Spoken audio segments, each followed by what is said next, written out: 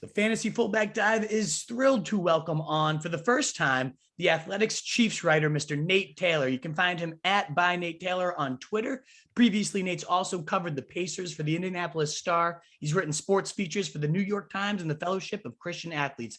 Been crushing the Chiefs training camp coverage, so I'm so excited to have him on here today and pick his brain about those Kansas City Chiefs. Nate, thank you so much for joining me. How are you doing today, man? I'm doing great. This is one of the rare off days in training camp. We're getting into the dog day, so it's better to be with you, Nick, than to be sweating in St. Joseph, Missouri, watching another practice. Look, I love my job, but yeah, we've reached a point where I'm like, we gotta have some preseason games, man. We gotta mix this up. Watching the same practice for 3 weeks under Andy Reid is fascinating. But I know the guys are looking forward to the first exhibition game against San Francisco on Saturday, as am I, and I'm sure fans are getting ready to have all their drafts. So it's a fun time, and we're so close to like actually watching football. I'm so televised. excited. Yeah, I'm with you there. And this is like, especially after last year not really having any preseason games or camps. I don't know about you, but I cannot wait for this week when we have this full slate of games, and it's just so exciting. Like a year removed, you forget how much you miss it, even if it's just the preseason. Do you feel the same? I do, and the idea of, hey, all these rookies, we're going to at least get some feel of what they can do in their systems now with their new teams. There's some free agents that you're obviously interested in. The Chiefs are going to get the first look at Trey Lance, right? I mean, who doesn't want to at least get an idea of what these teams want to get to? And that was such an interesting process last year, because as I was trying to inform people, sure, I saw the training camp practices, but those are somewhat scripted versus like competing against teams that are trying to win. And so to come out on week one and ask a lot of young or new players, man, it was a lot mentally to get through. So at least this year, I'm more appreciative of understanding the slow progress as you get to, mandatory mini camps, to training camps, to like joint practices, which the Chiefs don't do, but I'm always riveted to read or watch what goes on there. Then you have the first preseason game, and then you get to that Thursday night opener. And then obviously September 12th is when most teams will kick off their season. I know. We're there. We're almost there. Almost there. We're a month away. I know. I cannot wait. It's so exciting. This is the best time of the year. All that buzz in the air. Well, there's not a buzzier team than the Chiefs. I mean, and they well deserved the most explosive offense these last few years with Patrick Mahomes there. And why don't we start at the top with that phenom himself? Since taking over, he's been the first, fifth, and second in fantasy points per game. He's won at least 12 games every year, 6-2 in the playoffs, including 2 Super Bowl appearances and 1 title. I mean, just incredible first 3 seasons. So what are you thinking coming into 2021? Should we expect more of the same dominance? Is there any reason to suspect it will change either for better or worse? I think if you're picking somewhat high in your fantasy draft, you really can't go wrong with Patrick Mahomes. The stat that I tell people that I think does give you an indication of where he may go from a fantasy perspective is Patrick Mahomes has never lost an NFL game in September.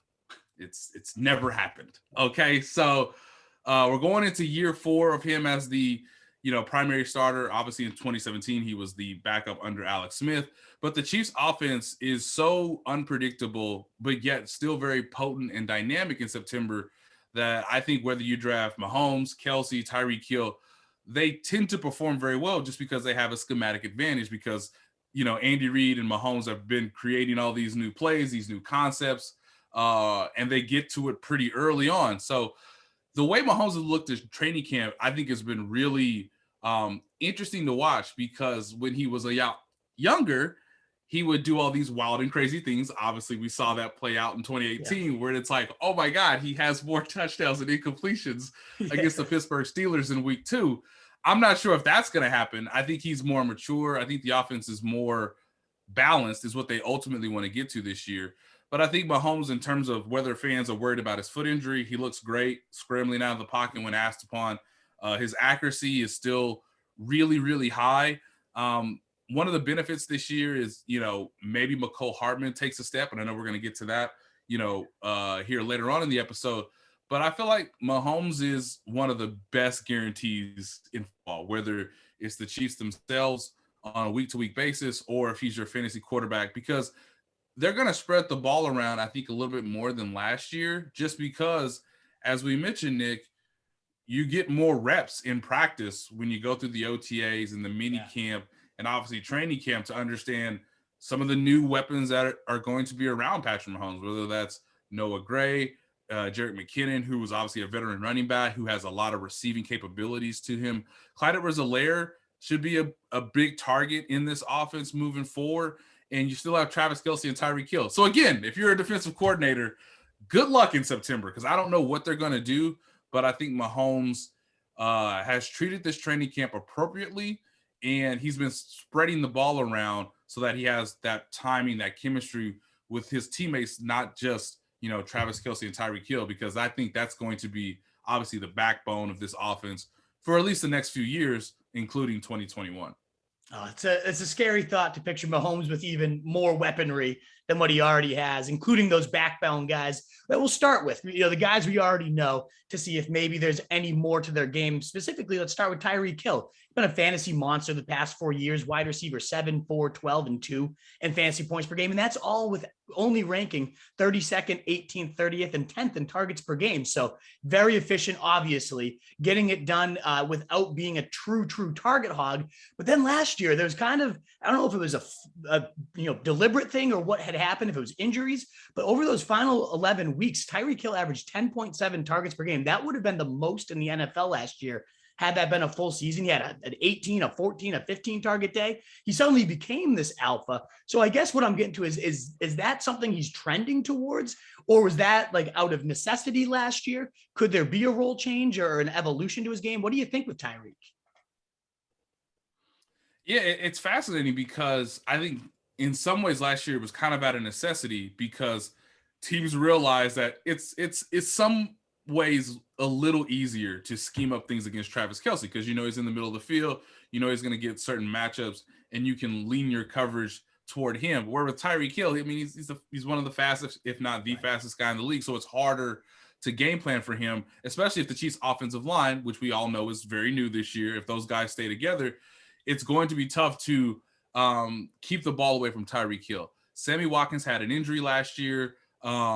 Mecole Hardman was not ready to take on a bigger role in year 2. So everything kind of fit to where Tyreek Hill was obviously in the prime of his career. Mahomes trusted him the most, along with Travis Kelce. So those targets make a lot of sense to me. And if the Chiefs offense wants to make an explosive play, he is understandably, their easiest weapon to call upon from a skill position standpoint.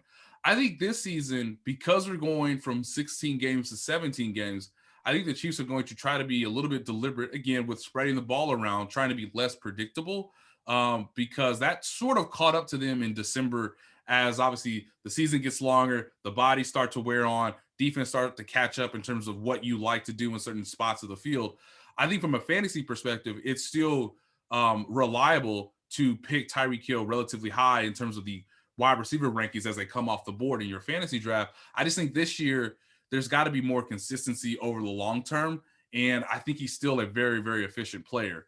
One thing that fantasy fans should really be mindful of is, even though he is less than 6 feet, he still is one of the best high point receivers in the league. He can jump and still take balls away from capable defenders.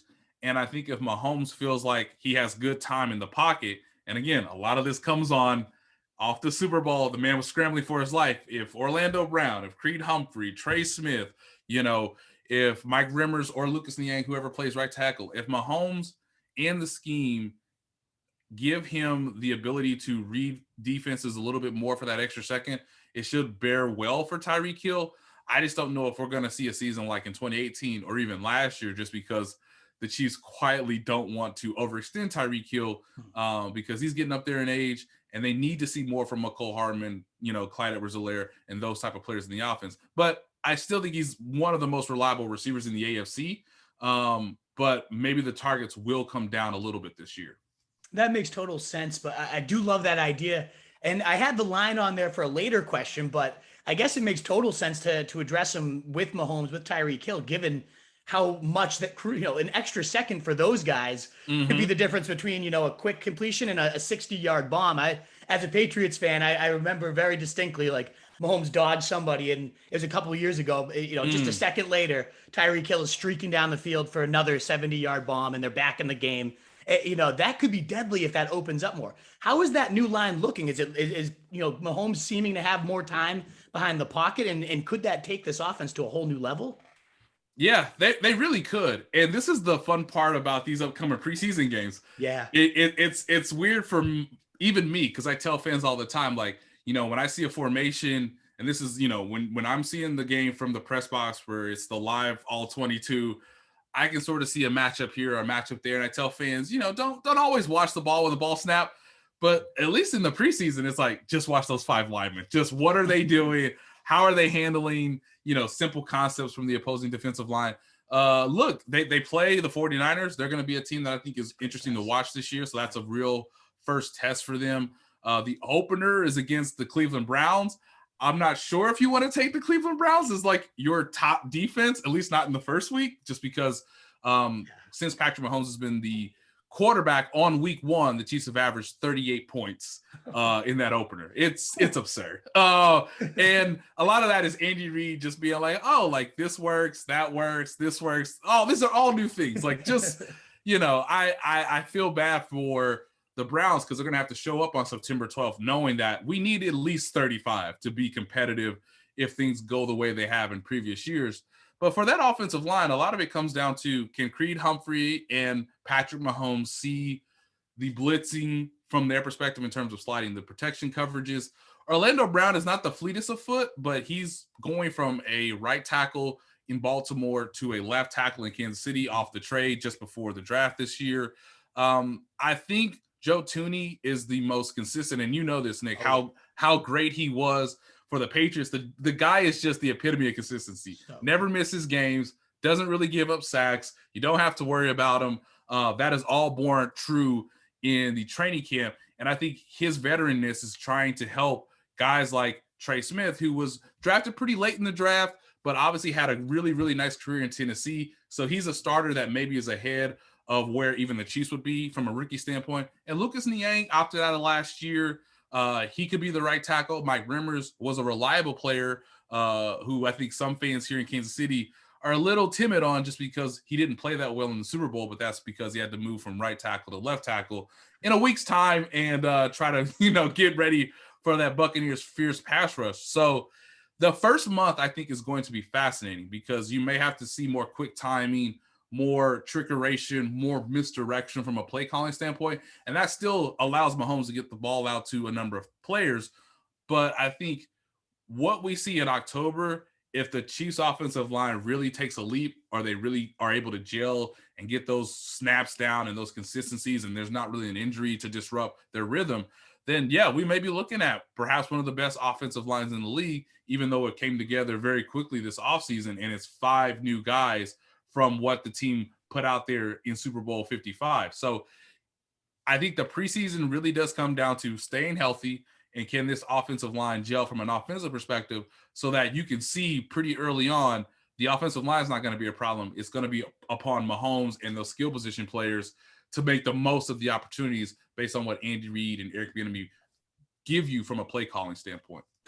That ends up being the case. I have no doubt we're going to see a lot of offensive fireworks, because when have they disappointed so far these past 3 years from a play calling or Mahomes performance perspective? So you give that guy an even better setup. I can't even imagine like what the ceiling could end up being. It's nuts for sure. Well, another one of his big weapons, you mentioned Travis Kelce. I don't know how much we have to talk about him, just because he's so good. He's so good. Oh my goodness.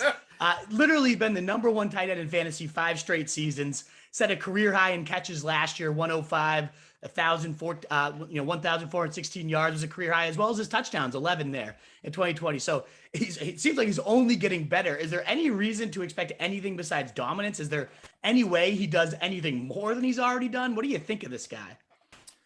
He's excellent. It was at the middle of last season where I just started saying in my articles on Twitter, it was like Travis Kelce, future Hall of Famer. Like, we don't need to discuss it anymore. The guy's going into the Hall of Fame. His longevity is pretty close to either Rob Gronkowski or Tony Gonzalez, the comparable of how you want to look at it from a statistical standpoint. Like he's reaching that point where he's one of the most reliable, consistent, top end performers in the course of the entire league. I love Darren Waller. He's coming aboard this set of stars in the league. Obviously, he's in the AFC West with the Las Vegas Raiders. I still think George Kittle is excellent. We hope he'll stay healthy this year. But Travis Kelce really hasn't missed time since his rookie season. And that's one of the more underrated aspects of Kelce is that he really doesn't get hurt. He takes care of his body very well. He knows kind of how to fall the right way when guys tackle him in the middle of the field because he's taking on so many targets in that area.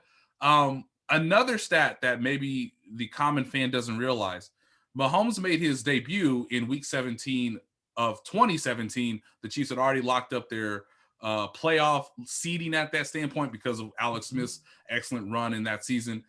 Since then, since Patrick Mahomes has been the clear starter, he's never played a game without Travis Kelce. Wow. So whenever you've seen Patrick Mahomes on the field, you've seen Travis Kelce since the start of 2018. And the matchup has been, honestly, it couldn't be better for Andy Reid to know that, hey, it's 3rd and 7. We already, no matter where we line up, we have an advantage because the quarterback knows how to get the ball to one of the game's best tight ends. And even if the play doesn't go well, they have enough chemistry to work within improvising or within the structure of the play. And he's looked excellent in training camp. He's actually taking less reps because I think he's reached that senior status of like, hey, you're 31. We know you're great.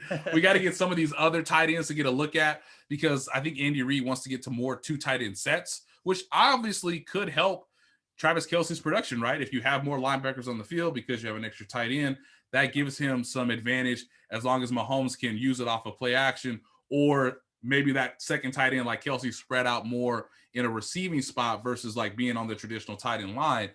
The last thing I'll mention here too is I took Travis Kelce as my first player in my fantasy draft last year. So I've been in this fantasy league with me and my buddy since college. We're going all the way back to like 2007. I can't remember exactly what pick I had. It wasn't first, second, or third. I think it was in the middle of the draft. And it's just nice to be like, well, I see him every day. I know how good he is. I'll just take Travis Kelce first. And I know that's untraditional from hey, what are you doing with your first round pick in fantasy? Shouldn't it be a surefire, dual threat running back, or should it be, somebody like Drew Brees or Peyton Manning or obviously Tom Brady, who is going to play every game, is going to have a high completion percentage, isn't going to turn the ball over much. Obviously, Aaron Rodgers is excellent as well, as long as Mahomes. But once those players came off the board, it was like I could pick a running back, or I could just pick a guy that I know is going to get 1,000 yards, going to score a lot of touchdowns, going to get a lot of targets, going to convert a lot of third downs based on whatever league you are from a fantasy standpoint. And it's just going to be the best tight end in the league. And we could say all those things this year, Nick. I don't know how long Travis Kelce's prime is, but it's at least for another year or two as long as he stays healthy. So I don't see much changing other than maybe the formations are a little bit different so that you get the ball to Kelce in some different spots this year because the offense is, it always sort of evolves to where, it would be interesting if Andy Reid goes from spreading the formations out with 4 wide receivers to now, hey, let's go back into that traditional 2 tight end set, and Kelce's still running these out and ups where you're like, you're not supposed to be running that route from the middle of the field based on that formation, based on the looks you gave us earlier. So I have full trust in Travis Kelce if I'm a fantasy owner, and you should take him earlier than expected just because of all the things I've listed. As long as Mahomes is on the field and Kelce's on the field, you're going to be earning points no matter what week it is in the NFL schedule. I'm in 100% agreement. I wish I had realized that last year, how good and consistent and steady he was, because you listen to all those quarterbacks and they're all good, but there's so few tight ends other than maybe Waller and Kittle. And they're still like a clear step below Kelce in terms of production. That is just such a crazy edge in fantasy because tight end, most of the time, you're just throwing together as much against the wall, see what sticks. Maybe I get a tight end this week, touchdown from him. But when you have that steady dominance, I was even advocating as early as first overall, you could take Travis Kelce, given how big of an edge and how there's literally no question marks in terms of the durability. Obviously injuries could happen at any point, but still, that would be the anomaly. As you said, 16 straight games. If him and Pat Mahomes are on the same field, you're going to get 1,300 plus. You're going to get 10 plus TDs at the hardest position to find that production. It's a no-brainer, in my opinion. I'm 100% with you. I think it was a great pick to take him in round one. Thank you.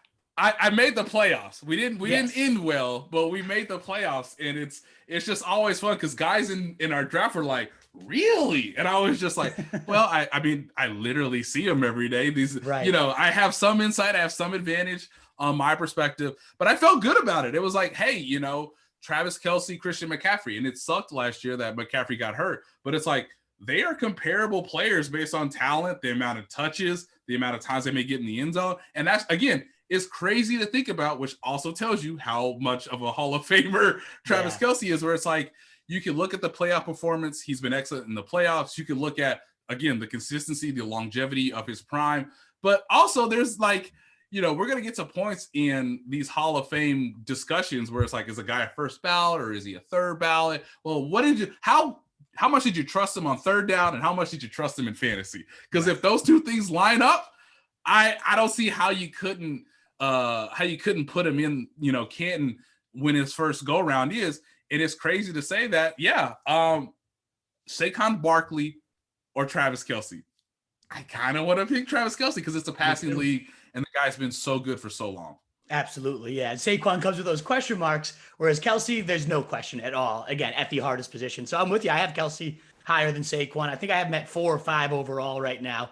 I have the 7th pick in my draft coming up this year, and I'm praying Kelce falls to me. I would love to go him there, for sure. But we knew Tyreek, we knew Kelce, we know Mahomes. They're going to be studs, even if there's unique ways they could be used, even if the line could give them more time to connect on big plays, and somehow their games get reached to new levels.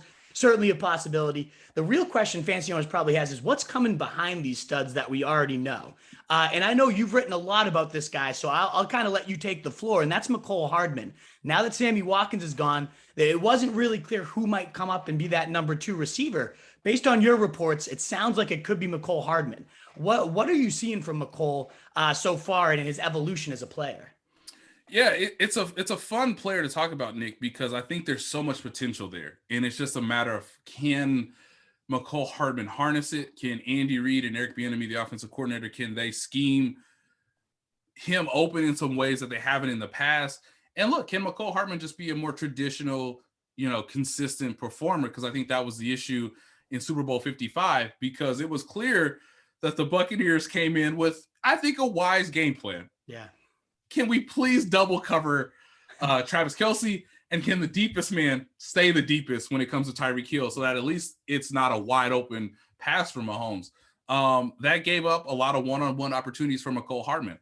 I believe similar situations are going to happen this season, right? Teams are going to ask, well, who do we want to beat us? And if you're a fantasy football owner, you hope that question is Mecole Hardman, and a matter of a third-year player finally understanding the playbook, reaching his potential, having confidence in his timing and chemistry with Mahomes. Because as I've written before in the past at The Athletic, it was clear by about October last year that, man, it would have been really nice for Mecole to have that second season where he goes through the OTAs, the mandatory mini camps, the traditional training camp, where you just have hundreds of reps with Mahomes about, hey, what did you see here with this coverage? Hey, I like it if you run this route a little bit differently than where you ran it. How do you feel comfortable with me throwing the ball on this side of the shoulder versus that side of the shoulder? These are all questions that they really couldn't get to last year. And so, of course, it was reasonable for Mahomes to trust guys that he had been with a little longer in Kelce, Tyreek Hill, and even Sammy Watkins when he was on the field last year. I see a more mature player. That is the word that has sort of come out of Chiefs camp, is the maturity of Mecole Hardman, who understands that, hey, this is an opportunity. If you want to make sizable amounts of money in your second contract, you kind of need to play well by your third year. The Chiefs drafted him pretty high as a second round pick. He's got the speed to be a real threat on the offense. And when I look up at his stats, Nick, and I'm sure you've done the same thing, it always surprises me that, like, wow, we've yet to really see that breakout year when he has the talent, the speed, the trusted hands to get it done. I think for fantasy owners, if you want a diamond in the mid round of your draft, if you want to trust me as best you can, I think Mecole Hardman is a likely candidate for a breakout potential star in this offense. There may be some scenarios, as we mentioned before, injuries happen where if Tyreek's out for a month or if Travis Kelce's out for a few weeks, it will thrust Mecole to be that number one or number two option, which will be interesting to see if that happens. But I think there are ways for him to win one-on-one matchups. I think he understands the playbook a little bit more because he's had more time to obviously be within the system. So if it's going to happen, it should happen now for Mecole Hardman.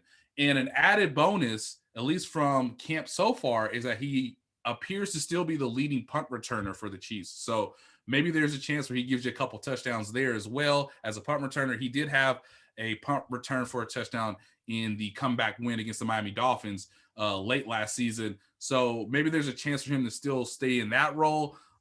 There's maybe potential for him to be a kick returner if things sort of go a certain way with Byron Pringle, who had some success last year, but I wouldn't say he's necessarily got the job immediately. So the Chiefs will try to strike a balance between having him play more offensive snaps, but still trying to be a feared high-end level player on special teams. But I think this is the year. I'm asking your listeners to trust me. If Mecole Hardman's there and you start to say him versus another player, I think you trust Andy Reid, you trust Mahomes, you trust Eric Bieniemy, and you put a little trust in Mecole Hardman to see if he has an 800-yard season, if he has 6 to 7 touchdowns, if he's someone who could maybe take your fantasy team to the next level, just because the Chiefs are going to be passing the ball a lot, and there is room for Mecole to grow because Sammy Watkins isn't on the roster anymore. And true, yeah, 800 yards, 7 TDs. He goes right around 9-10. That would be pretty solid value to get there if he is more complete. If this kind of comes to fruition, what you're saying, a more complete receiver, a better understanding of the playbook, just a more mature. I know what you've written a lot about, just like the way he's approached practice. Even yes, you just can tell he's worked harder and he gets it. And I mean, if he's recognized this as an opportunity to get paid, who better to do it alongside than Pat Mahomes, right? Yeah. You're not going to get any better chance than this. Pat Mahomes, number 2 receiver. I love it. Well, you did mention too, and a lot of people, I've seen the argument with Mecole for drafting him is the upside exists if something ever happened to Tyreek, he might get thrust into that number 1 receiver role. Now, I know we haven't really seen him in game action, but based on what you're seeing in camp, is that something you think he could shoulder, or would that actually end up being a detriment to his game if he ends up getting thrust into that role at any point this season?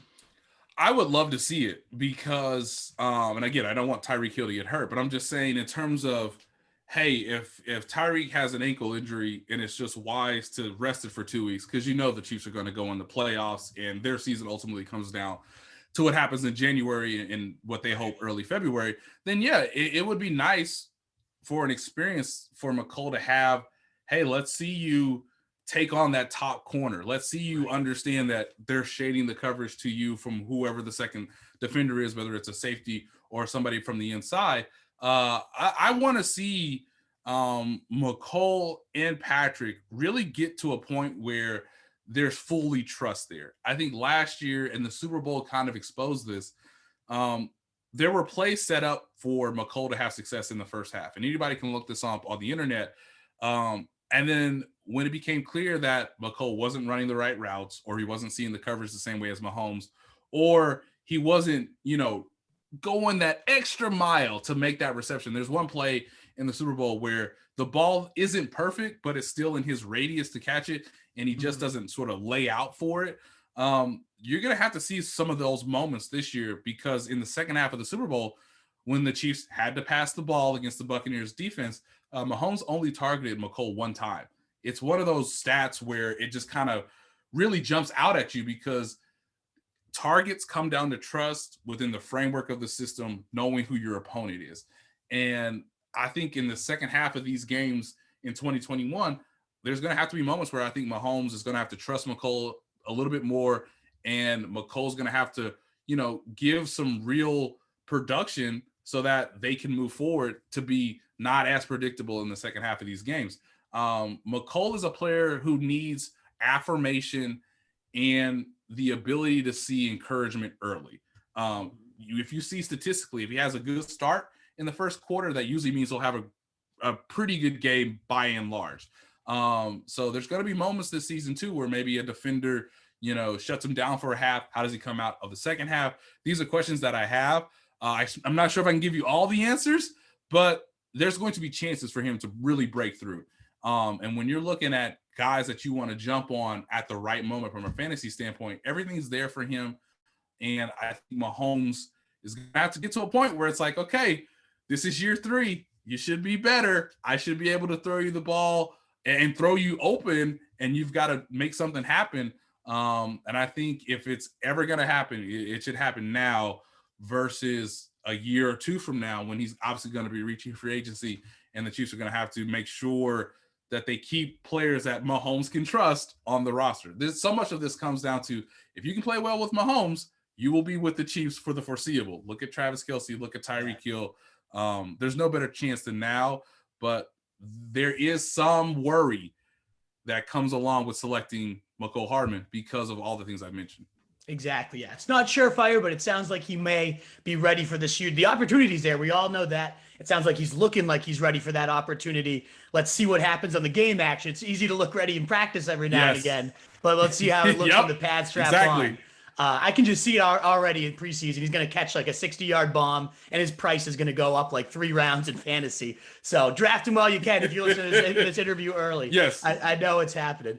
Well, ultimately, even behind, the big 2, plus if Mecole Hardman takes a step, there's probably still room given how explosive this offense is. The Mahomesian offensive pie is always going to have enough goodness for plenty of mouths. And so if a potential third does emerge, they still might have value even if Hardman takes a step. So how has that trio, it's, whether it's Byron, Pringle, Demarcus Robinson, the rookie, Cornell, Powell, who do you kind of see stepping up, if anybody, into that wide receiver 3 role? And do you think that would have enough value for fantasy owners to really care about him? Yeah, particularly maybe in the middle of the season, because I think there will be times for the Chiefs to get to some red zone stuff with these players, right? Where you start to use the red zone, and they did this a little bit last year, where the red zone kind of became the fun house for the Chiefs, where it's like, hey, look at Tyreek Hill over here, and hey, why is Mahomes motioning in the backfield? But a lot of those plays were set up for someone like Demarcus Robinson. There's a case to be made that if a second tight end emerges, whether it's Noah Gray, Blake Bell has returned from the championship roster. He was there in 2019 when they won the Super Bowl. There's even some Jody Fortson buzz out of training camp, who was a 6'6" weapon that Mahomes has never really played with before, because he's a third-year player who's really had to grind his way up to maybe making the roster this year. But I think right now, I would say the leading candidate for the third receiver spot is Byron Pringle. He's improved his speed. He's become a little bit more of a deeper threat, at least in training camp so far. Again, we want to see that transfer to the preseason as well if he gets some reps there. I think Demarcus Robinson is the player you may want to trust the most, just because, crazy enough, we're going into year 5, year 6 of Demarcus Robinson. He's been in the system the whole time. Him and Mahomes tend to understand what one another's doing when the play breaks down. Not necessarily when we're in the structure of the play, as weirdly as that sounds, but when Mahomes is scrambling, one of the guys that has a real innate ability to understand what Mahomes wants is Demarcus Robinson. So he's always kind of in play there. I think there are chances for these players to have moments in the red zone and have moments where the play is set up to use either Travis Kelce or Tyreek Hill as a decoy to give a one-on-one opportunity to one of these guys. If these players play well, the Chiefs offense ultimately becomes unstoppable. And that's what fantasy owners want if you have 2 or 3 Chiefs players on your roster. But ultimately, I feel that Byron Pringle has a chance to really, take a step forward. I think whatever Demarcus Robinson has given you in the past, both statistically and from a fantasy standpoint, I would kind of keep that baseline there as well. If you want to draft him sort of in that late round, because again, when you're drafting late in rounds, you have to worry about who is my receiver catching these passes from. And so if you're dealing with Aaron Rodgers, if you're dealing with, Tom Brady or Mahomes, I think there's a little bit more trust and equity within those offensive systems. So that may be a benefit to Byron Pringle and Demarcus Robinson. But yeah, I feel that in a lot of ways, these players have been in the playbook for 3 years now. They should have a chance to have their moments.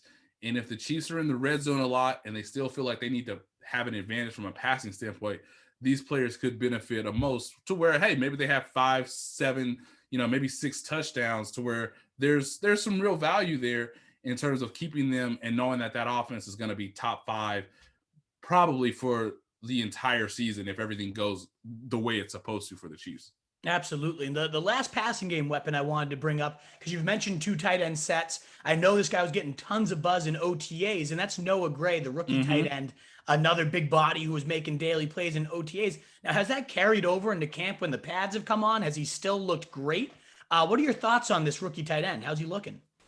So everybody here in Kansas City has started to understand my affection for Noah Gray. And so I'll be really quick with this. The Chiefs, I didn't really know Noah Gray on draft day. He was one of those prospects where some team always takes him and you go, wait, he's not on my sheet. Like, what are we like? I didn't really, I've advocated for years that the Chiefs should get another tight end to pair with Travis Kelce. It makes all the sense in the world. We really don't need to get into it. So the Chiefs this year trade up in the 5th round. They draft Noah Gray from Duke.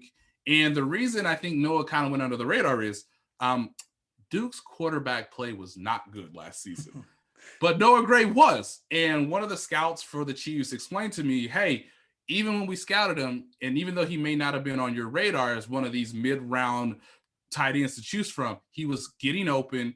He was someone who could understand the system. They moved him around both in the slot, to the H-back, to the fullback, to the tight end. The guy is very smart. He's very cerebral. When the pads came on in training camp, I was hopeful, and Noah Gray has done a valuable, admirable job of really continuing to impress the Chiefs. You hope in the middle of the season. I'm not saying Noah Gray is going to be out there, killing it in September, but I think the hope is you bring him along slowly. He starts to make some real waves in November, perhaps into December. And when I went back and watched Noah Gray on film in college and then matched what my eyes were seeing in OTAs, I started calling Noah Gray a majestic white horse on a sandy beach. And I hope that remains true through the regular season, because sometimes when you get to later round draft picks, they are that majestic white horse, and then reality sets in and they become mostly average horses and or donkeys. So I want Noah Gray to continue to be that white horse. He's been excellent. He has had some really good reps against Daniel Sorensen, who was a starting safety for the Kansas City Chiefs. And I think there's a chance for Noah Gray to surprise some people if the matchups are favorable for him and he continues to progress at a fast pace to what the Chiefs have scouted and what the coaches have seen so far in training camp. The preseason, I want to see it. I want to see Noah Gray dominate in the second half of these preseason games, because Chad Henne is a reliable backup quarterback to where I think you can get some really good evaluations on these second-tier skill position guys. But I love Noah Gray. He has my affection. I think he has a chance to be a legitimate player in this offense, to where these 2 tight end sets become a little bit more complicated, because maybe the Chiefs can run out of it and pass out of it. And again, the Chiefs don't need to be more unpredictable, but that's where they're trending if everything goes a certain way with these younger players. Really intriguing for sure, the athletic tight end like that. Now, if anything, in football, there's very rarely a tight end handcuff. We call it in fantasy a handcuff for like the backup running back. If your running back goes down, you have his backup ready. Could that be the case with Travis Kelce, though? Like, if anything, I know you said he's played 16 games in all these seasons. He hasn't missed one in forever. But let's say tragedy does fall and something unfortunately happens. I hope it doesn't. I'm not saying I want it to, but let's say it does. Would Noah Gray be that next man up? And do you think he could shoulder a Travis Kelce style role, or would that just be way too far-fetched? I think they would have to change some things, but I would say, because he's a rookie, because I've seen the talent, just go put him out there and just see what you can get. Whether he's split in on the slot, whether he's traditional from that tight end standpoint. It's fascinating. I don't want to give away too much here, but my brain relatively works from time to time.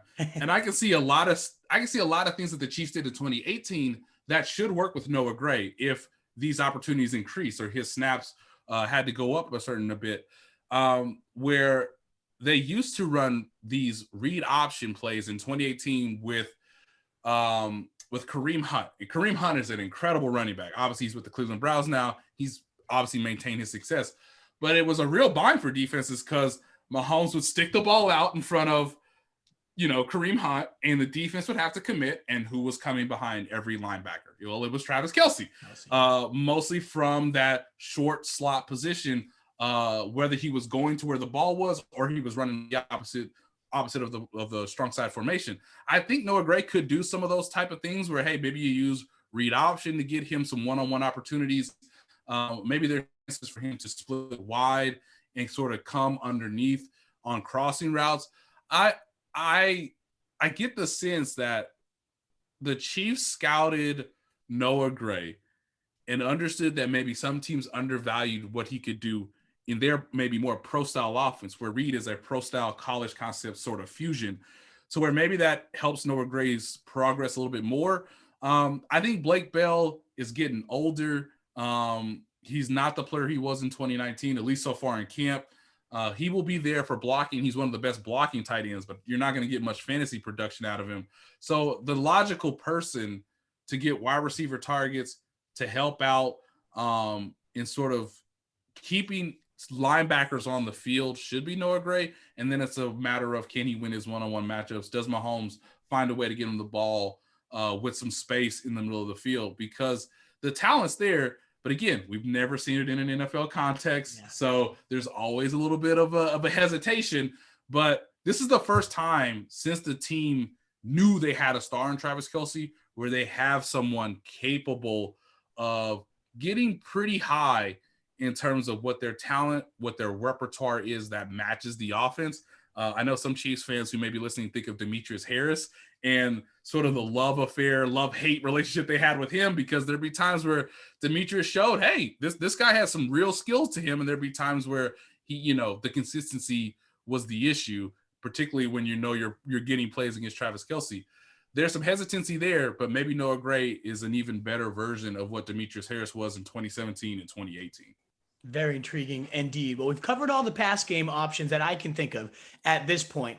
The last one or two players, though, come from the backfield. And obviously, Clyde Edwards-Helaire, I would love to dig into him a little bit. He wasn't awful as a rookie, but last year, fantasy owners were drafting him, sometimes in the top 5. I know I took him at 4th in one draft, thinking that we're getting that next Andy Reid workhorse, Brian Westbrook, LaShawn McCoy, Jamal Charles, Kareem Hunt. He's had so many monster backs in fantasy, but then we just got the running back 22. It kind of felt like a disappointment within that kind of context. Now, how is he looking, though, Clyde Edwards-Helaire, as a sophomore? Is there any reason you could see a spike in his usage and or stats, and maybe he reaches those levels? Or is it just always going to be kind of what we saw last year? Yeah, it's a great question, Nick. And let's be both good cop and bad cop with Clyde Edwards-Helaire. So if I'm the good cop, I'm advocating that Clyde Edwards-Helaire is running behind a better offensive line. Mm-hmm. So that should give you an extra yard or two in certain spots. Maybe he's able to pop more big runs this season than last year. By the way, what a tease in the opener against the Houston Texans, where we all didn't realize, wow, the Houston Texans are bad at defense. Yeah. Because he was all over the place. No preseason games, coming off a 15-game LSU run that is unprecedented, really, for a college running back, knowing how good he was as really a one-time starter with Joe Burrow. That LSU offense, we're going to look back 10 years and be like, that was a great team. So he comes off that. There's no preseason games. You rush everything up from a playbook standpoint. People tend to forget about this too. He was not supposed to be the starter. Damian Williams had come off an amazing Super Bowl performance in Super Bowl 54. He opts out because of COVID to deal with his mother and to make sure she's okay from a health standpoint. So they really rush everything to Clyde Edwards-Helaire. He gets over 100 all-purpose yards, scores a touchdown, has highlights all over the place. And then a month later, we're like, the Houston Texans were really that bad. And it's like, yeah, they're really that bad. So It was kind of a tease. He wasn't playing against the best offensive line. So if the offensive line improves this year, there's just going to be more yards. He got hurt in December. So what you hope in year 2 is he got time to rest his body. He's going to be there for all 17 games, which should give you more production. As you mentioned, Nick, it was 1,100 all-purpose yards. Not terrible, not great. The biggest issue, and this kind of where I go from good cop to bad cop, is because he's somewhat undersized, because he's not Kareem Hunt, he struggled in the red zone. And so all of what this season will come down to, weirdly for Clyde, is we know what you can do from the 20 to the 20s. Like in that middle of the field, in those, 60 yards, you're excellent. You're going to have all the, the opportunity to really succeed in this Chiefs offense. It's when you get inside the 20s, when you get inside the red zone, can the Chiefs offensive line punch it in? Can he make guys miss in the open field or in that one-on-one sort of, it's coming. The defense knows it's coming. The cheerleaders know it's coming. The guy in row 80 knows it's coming. The commentators knows it's coming. Can you run the ball into the end zone? Mm-hmm. And if that happens, again, it's one of those things where the Chiefs offense even goes from being great to holy smokes. From a bad cop perspective, is Clyde ever going to get there? Who knows? There's real reason to question that. I would also say, too, because Mecole Hardman may be better, maybe those targets go to him. Maybe the Chiefs sort of are okay with his snap count portion.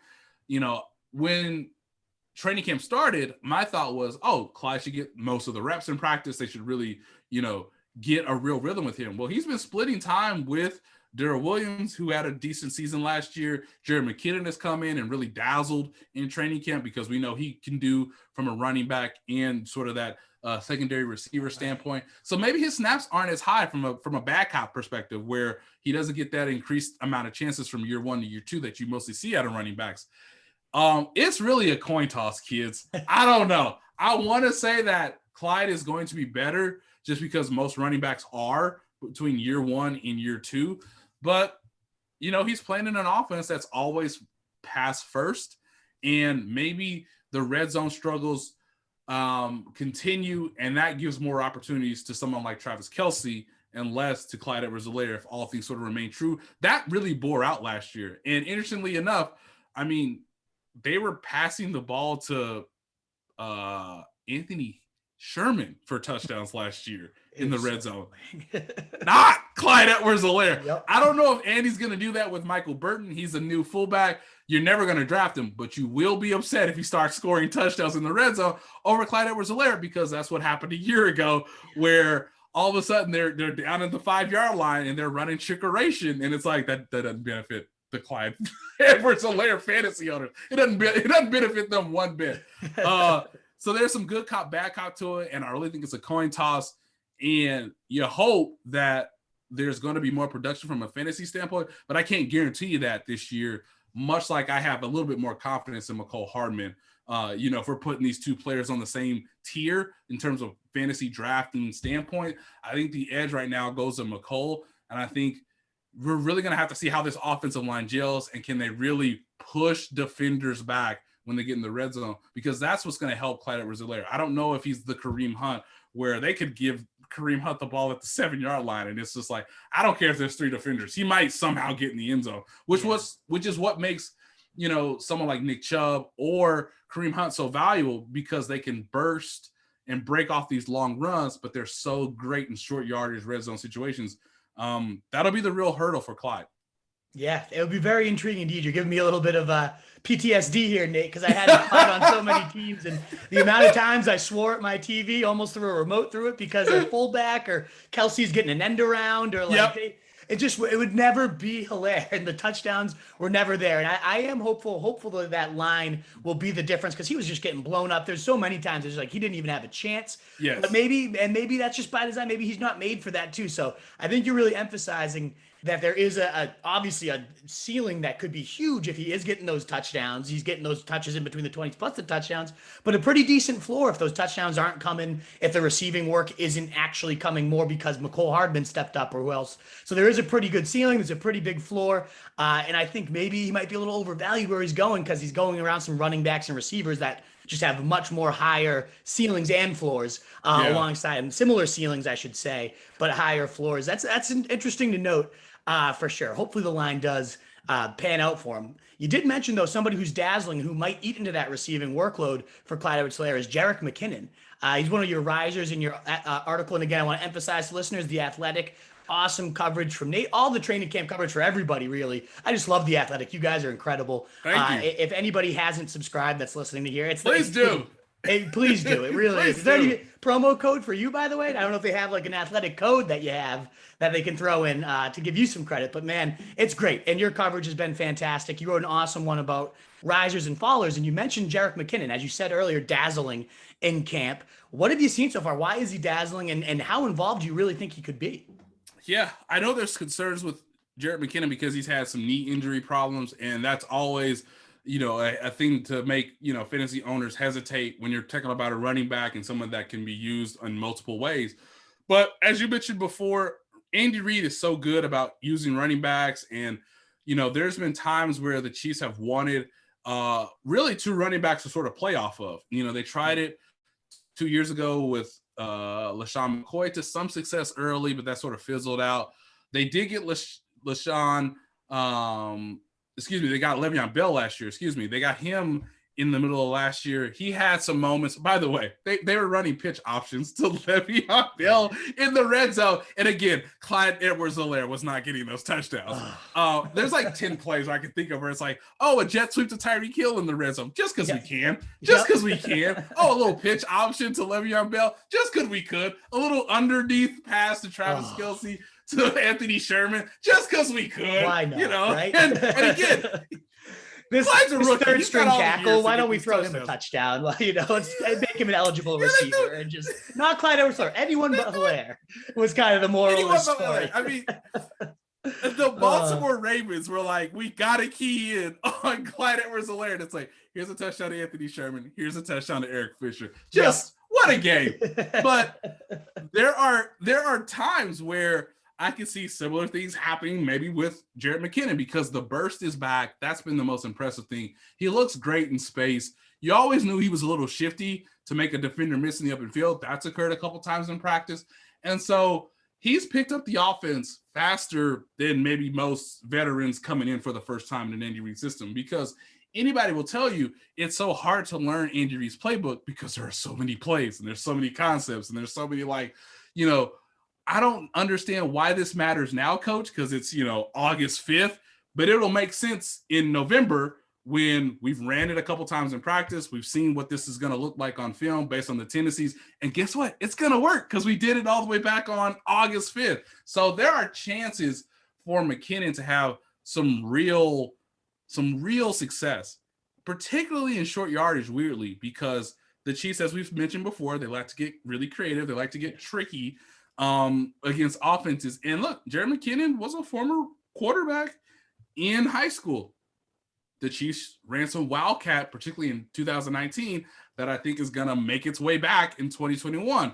The Chiefs will never run a quarterback sneak ever again, Nick, in Patrick Mahomes' career. All right. Everybody knows 2019, he had the dislocated kneecap on a quarterback sneak. They've never ran it since. Yep. So Jerick McKinnon could be the wildcat quarterback this year.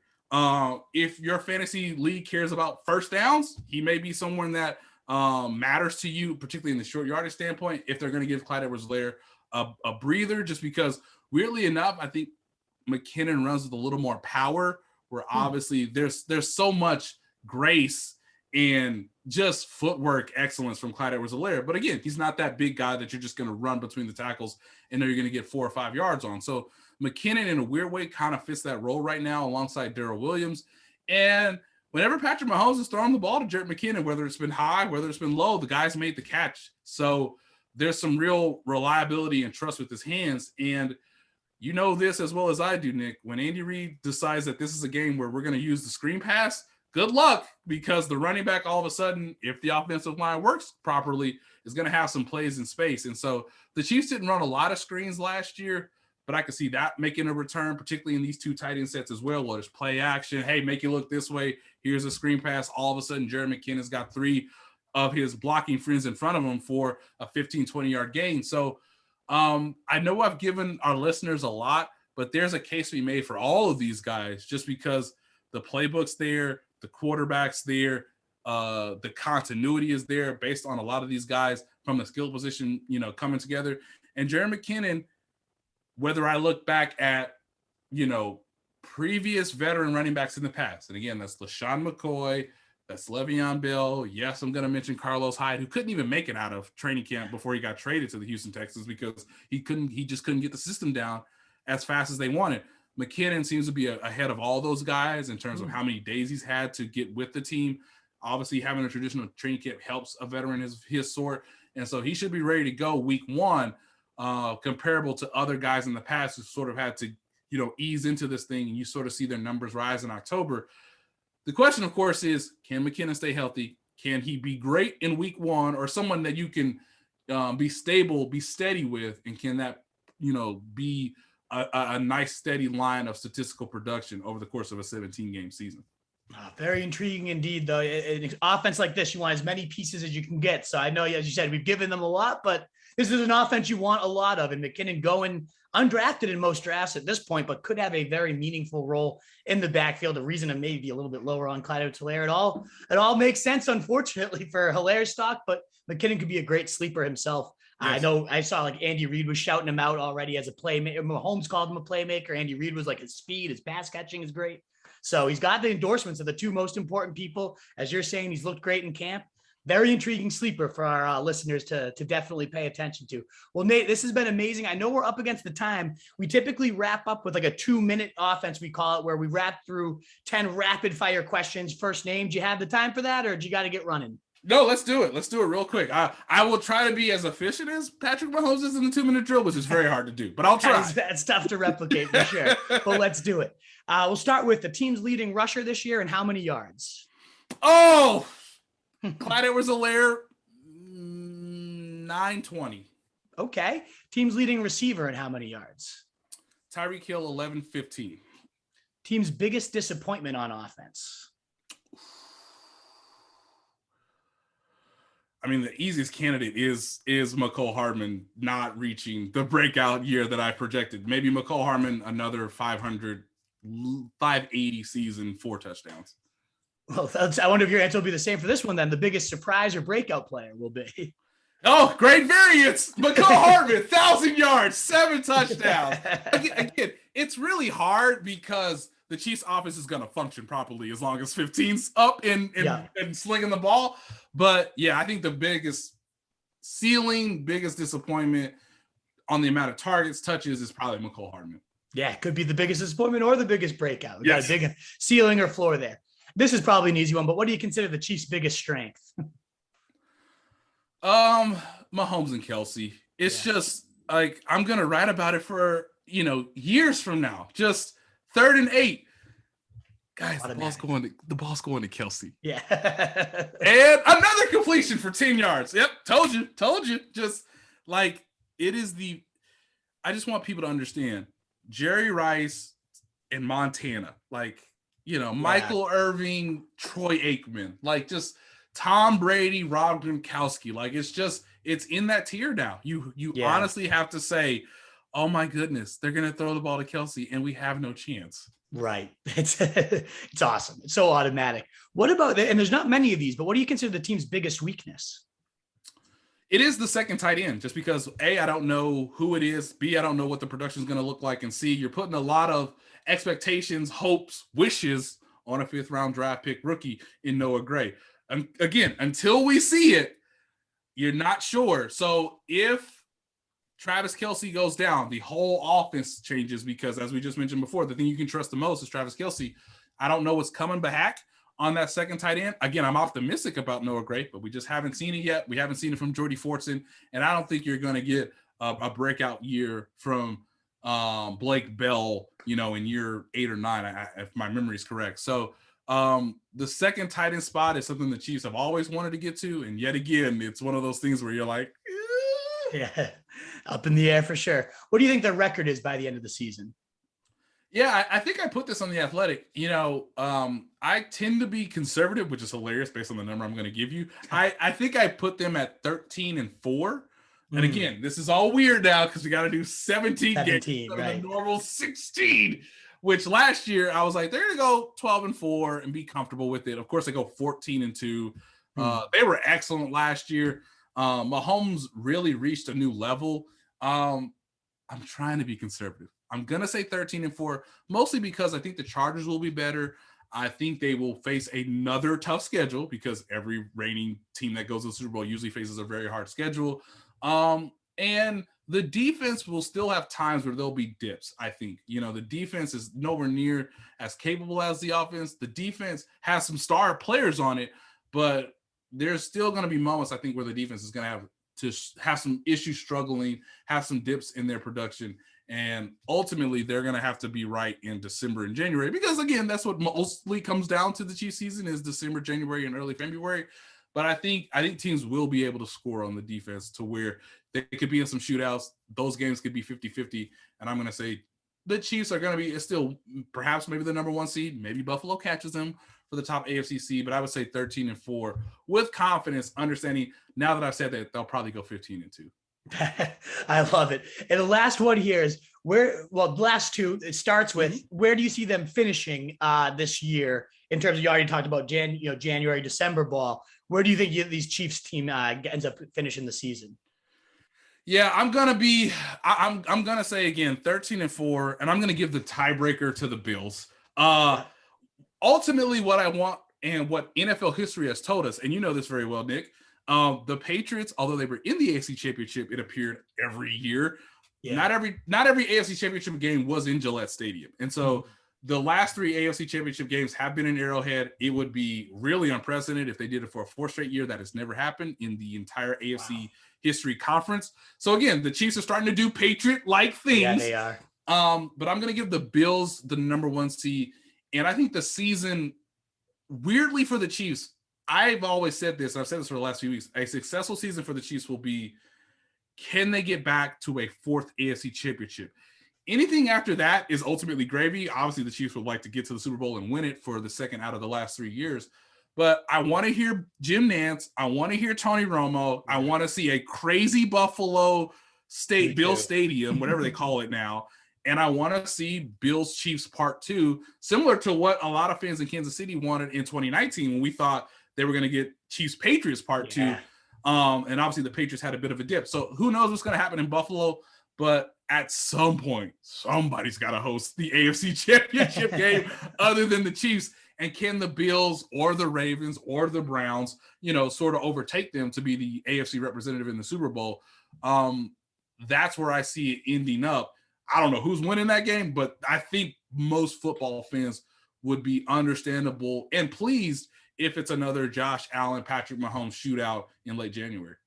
Absolutely, yes. And the Chiefs will win. This is a different question for most beat writers compared to you, but the Chiefs will win the Super Bowl when? Patrick Mahomes goes nuclear in the second half. Yes. It's just, I want to start to tell people that I know he doesn't look like Tom Brady. I know he doesn't play the same way as Peyton Manning, but Patrick Mahomes is getting close to that like level of quarterback play.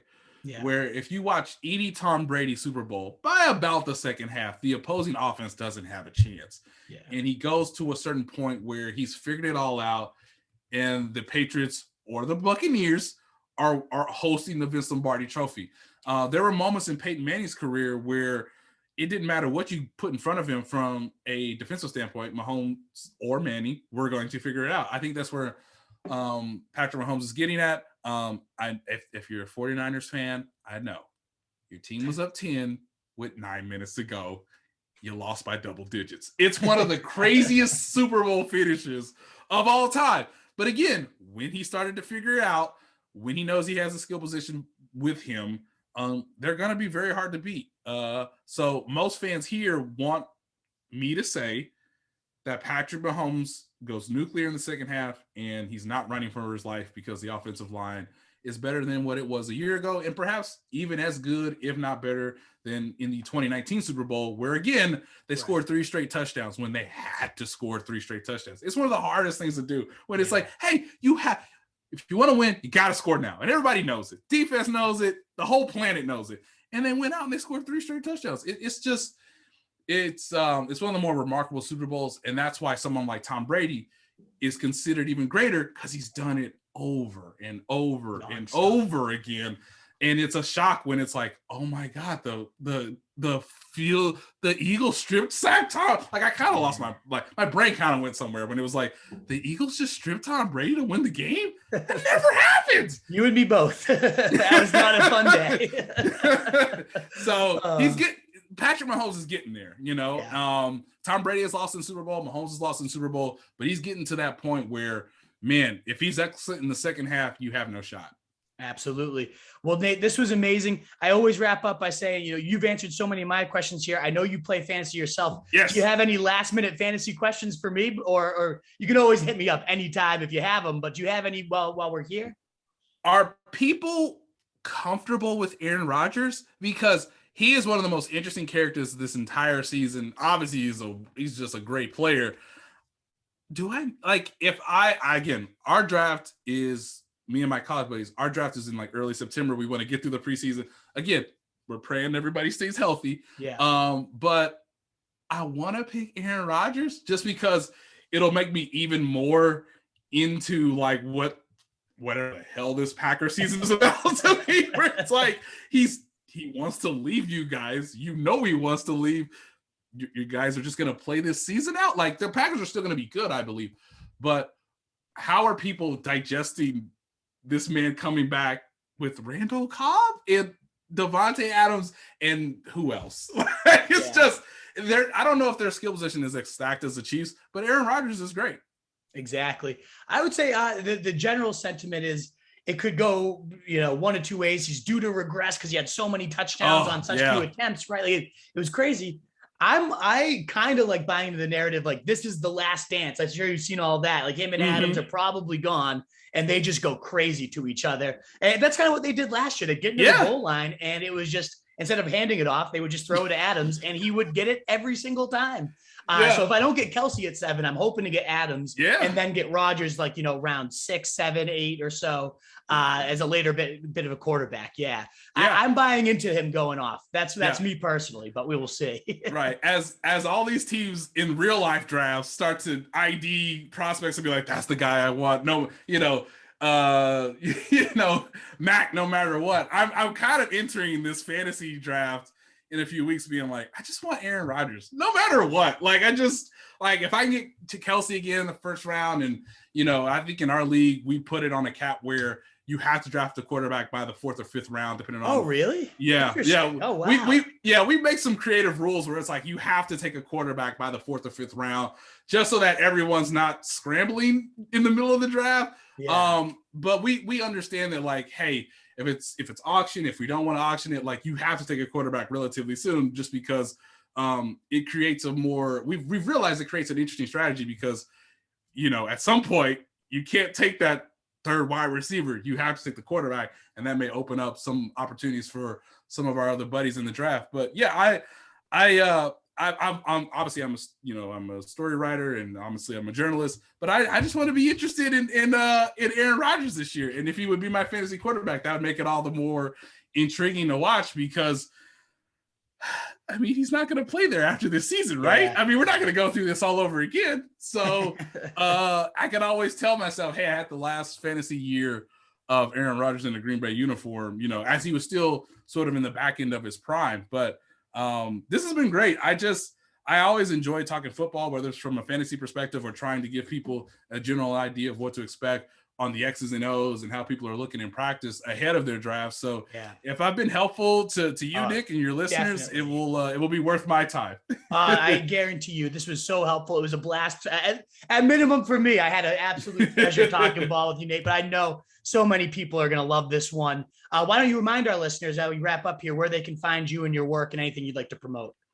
Yeah, if you get some time, and if you're not subscribed to The Athletic, I would encourage you highly to do so. 100%. We do not have a promo code now, but there will be one as we get closer to the regular season. So I would say late August, early September, as everybody gets football focused. We'll have some deals for you, but it's relatively affordable right now. I think you can get it for $4.99 or $5.99 is usually what I tell people. Such a good deal.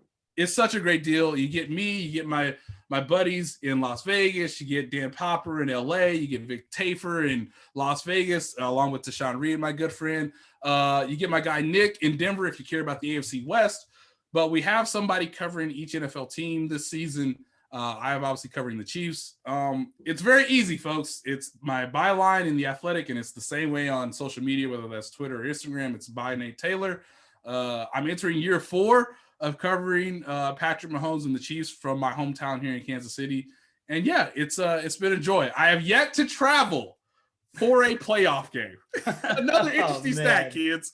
Every playoff game I've covered of the Chiefs has been at Arrowhead Stadium. Wow. If they haven't played in a Super Bowl. So it's really the golden era of the Chiefs, and we're trying to provide the best comprehensive coverage of the team here at The Athletic. So if you've enjoyed an hour of me rambling about this fun team, maybe you'll be willing to read a few articles at theathletic.com. I would highly recommend everybody check that out. It's the best coverage. I would 100% agree. And clearly you're the good luck charm too. You brought all the titles with you when you got home to cover your team. What a joy that must be too, right? The perfect time to get in there.